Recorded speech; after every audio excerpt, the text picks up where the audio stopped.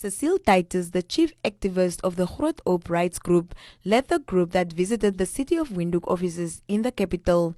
He said that Groot Aub needs urgent interventions as people continue to build structures despite a moratorium by the city that prohibits construction activities.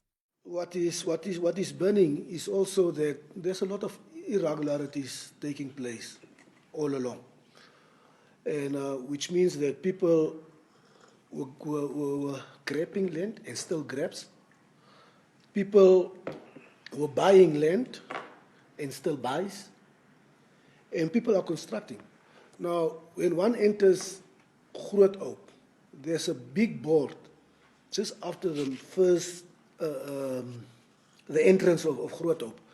There's a big board stating what can be done and what cannot be done. Now, City of Windhoek will be the authority in charge by September the 17th for 5 years. But these things happened all along. But now I'm not able to take land because there's an instruction from government that I'm not supposed to do this. So what will City of Windhoek do with people who are still doing it? We can see it daily. People, even now today, there are people constructing. Even city police officials are constructing. Government officials, the Namibian police officials are constructing. There are many people. They are constructing as we are speaking now today. Building houses. Building houses, yes. So, which makes one feel that you are not worthy to be a resident of this place.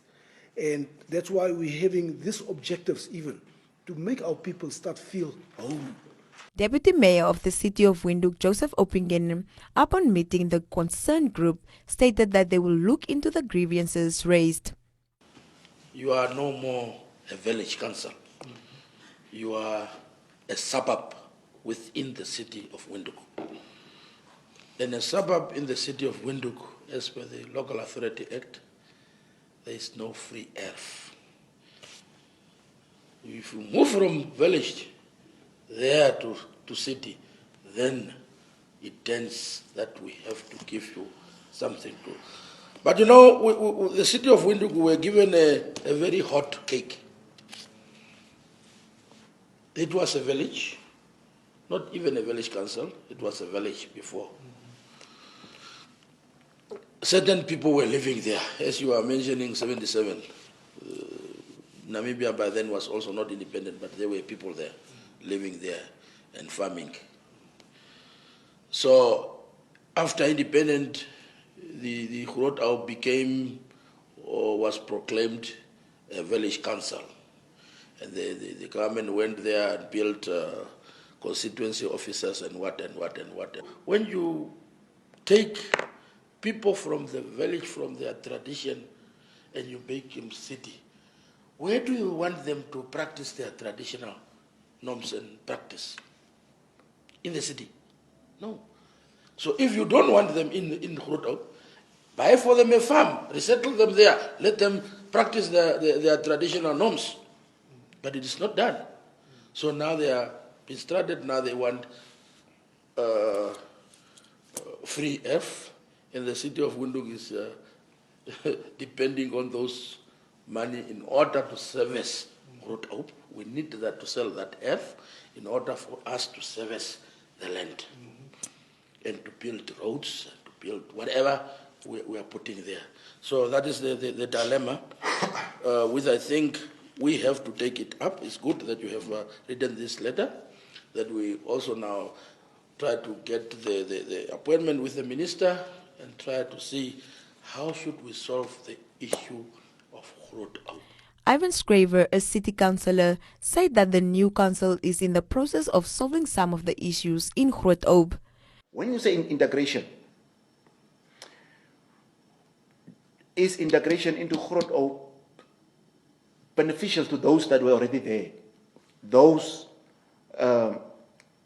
who have been their only source of income and which their livelihoods depend on was farming. What happens to these people?